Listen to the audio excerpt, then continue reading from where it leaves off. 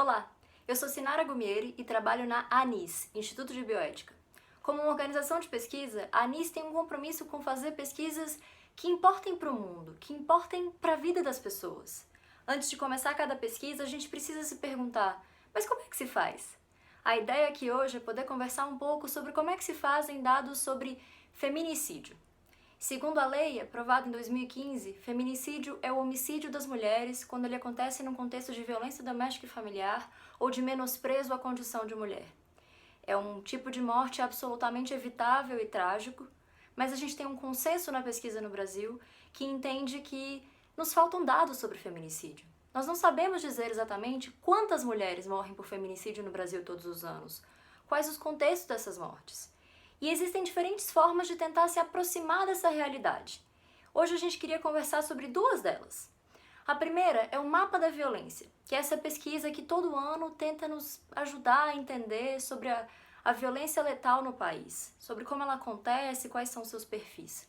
Ao falar sobre a violência das mulheres e tentar entender o contexto do feminicídio, o Mapa da Violência trabalha com dados do SIM, é o Sistema de Informações sobre Mortalidade do Ministério da Saúde.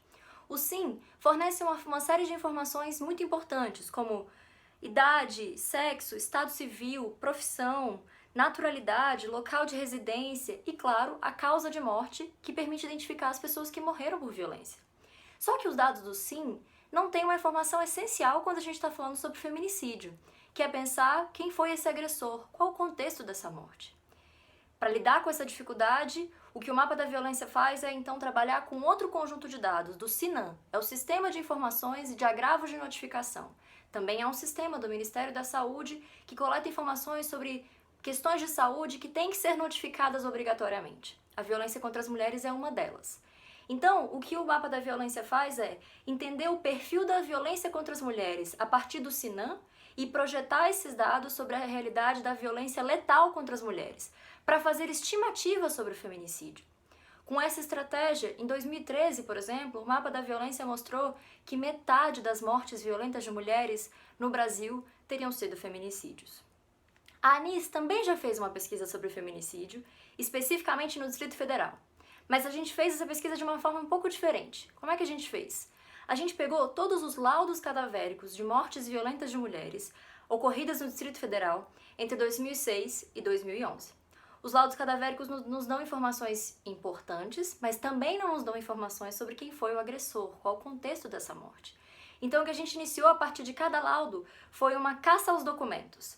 Para cada laudo a gente foi buscar o inquérito policial, a ação penal e o que quer que tenha vindo depois disso para entender o contexto dessa morte.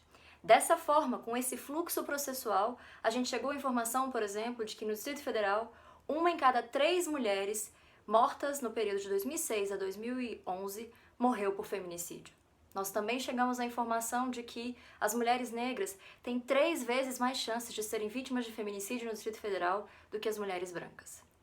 Esse conjunto de dados diferentes nos provoca para pensar que sobre realidades absolutamente urgentes e trágicas existem diferentes formas de se aproximar. Por isso que conversar sobre método pode ser tão importante, para pensar como é que a gente vai produzir dados importantes para as políticas públicas, para os nossos estudos e para um debate que quer levar a sério os direitos das pessoas. Obrigada.